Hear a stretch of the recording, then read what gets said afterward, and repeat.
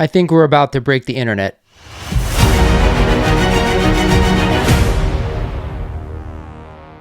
Did we just get our first look at Skeletor on the set of the new Masters of the Universe film? I think we might have. And today, I'm going to show you guys the video, the photos, and we're going to break them down. But before I get into the video, I always remind you guys, if you're not a current sub of the channel, do yourself a favor. You're only getting videos like this on this channel, so hit that sub button, smash the like button for this one. Also, guys, we want to get this video out to everyone out there who's a Masters of the Universe fan. Now, with that said, I hope my channel doesn't get taken down for this one, but we have some flyover video of the set of the film for Masters of the Universe, and I gotta tell you, there's some ultimate spoilers here, so if you do not want this movie to be spoiled, make sure you click off right now. Do not come back, because we're covering this one today. Let's get into it. Now, the first thing I'm going to do is show you the footage without any commentary whatsoever, and then we're going to go through the photos together and kind of break it down and see what we see. Let's get into it.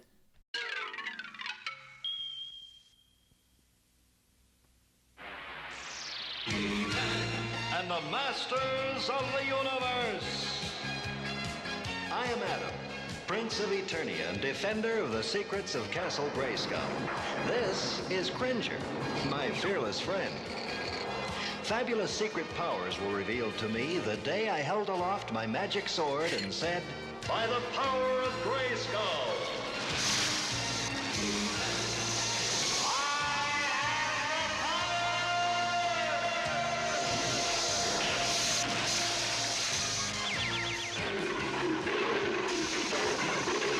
Cringer became the mighty Battle Cat, and I became He-Man, the most powerful man in the universe. Only 3 others share this secret. Our friends, the Sorceress, Man-at-Arms, and Orko. Together, we defend Castle Grayskull from the evil forces of Skeletor.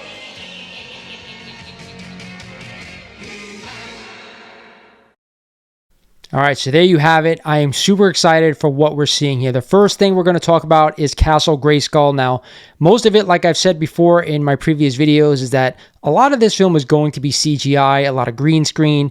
It's impossible to build these massive sets of actual Castle Grayskull, Snake Mountain, Eternia. So a lot of it is going to be green screen. But what we have here is obviously the drawbridge for Castle Grayskull with the teeth, and it looks spot on. I'm not going to lie to you guys. I am wondering if they're going to use this as a platform for where Prince Adam actually changes into He-Man. They could also use it for a million other things as well. Obviously, we know from the comics and we know from the TV show and the toy line that Skeletor is always trying to find out the secrets of Castle Grayskull. So this is going to be in a majority of the film, in my opinion. Let's move on. So the next thing I want to get into is this thing right here. Looks to me like some type of platform, a centerpiece, maybe for Eternia, the Eternian grounds.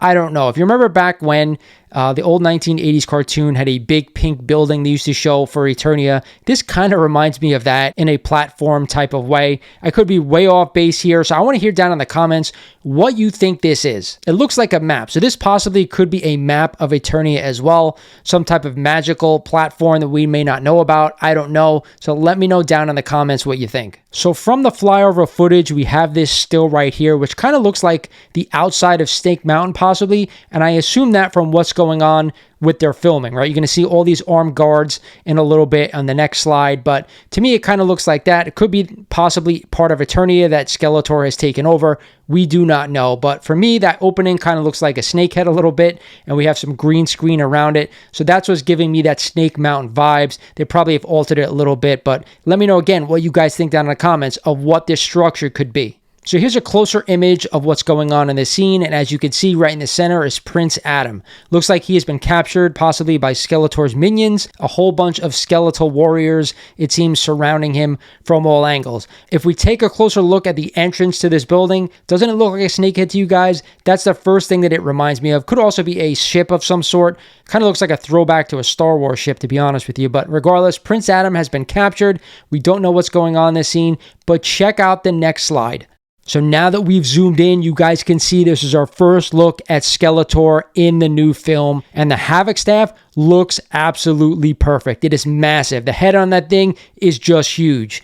Right next to him, of course, is Evil-Lyn. And now, in my opinion, if you check out the video and go back and look at it, slow it down, you're going to see the flowing hair. You're going to see the big orb on a staff that she's known for in the TV show and, of course, the figures. And behind her is none other than a fully CGI character. Now, there are people out there who have speculated that this could be Beastman. He's huge. Could also be some type of creature as well. We don't know. Here's hoping, though, that it is Beastman. Now, let's also look around the frame here and see if we could pick out any other characters being portrayed.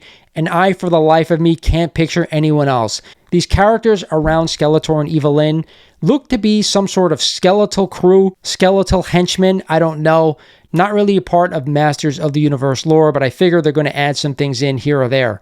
I would have loved to see some Horde troopers here, but beggars can't be choosers. This scene also looks to me like it's a dress rehearsal, so they might be going over a few things here or there and then actually shooting the scene. Another thing I would like to note is that it looks like Skeletor is going to be a completely CGI character. You see him dressed there in all blue. Can't tell if that's Jared Leto or not. I will say, though, a lot of the times when they do CGI work, this is what it looks like. Blue or green canvas. This way you can go ahead and add images later on in post-production. Other than that, looking at the flyover footage and then reducing them down to stills, it is hard to pick out what is actually going on in this scene. Our takeaways is 1, we know Prince Adam has been captured by Skeletor at some point in the film. 2, we're going to get an accurate looking Castle Grayskull, which is phenomenal. 3, Skeletor's Havoc staff is absolutely on point. 4, Skeletor looks like he'll probably mostly be all CGI, or at least mostly, which is awesome, because you all know Jared Leto looks nothing like Skeletor. Evil-Lyn looks pretty good. Definitely not her 1980s cartoon or toy line accurate garb. Unfortunate, but either way, kind of a hard character portray from what she used to wear in both the TV show and the toy line, basically almost half naked. And lastly, the one thing I want to say is I am shocked that Amazon has the funds to make this movie when it seems like a lot of it is going to be green screen, CGI, all that good stuff. So kudos to them. It looks like this film is going to be one that is going to be reckoned with for the summer of 2026. You guys know I'm super excited for this film, and I'm going to cover every detail that comes out about the characters, about the set leaks, about the trailer when it finally hits here on the channel, so make sure you're subbed up. Hope you guys enjoy the video. This is Lawrence over at Mighty Comics Collectibles saying thank you for watching. By the power of Grayskull, and I'll talk to you guys soon.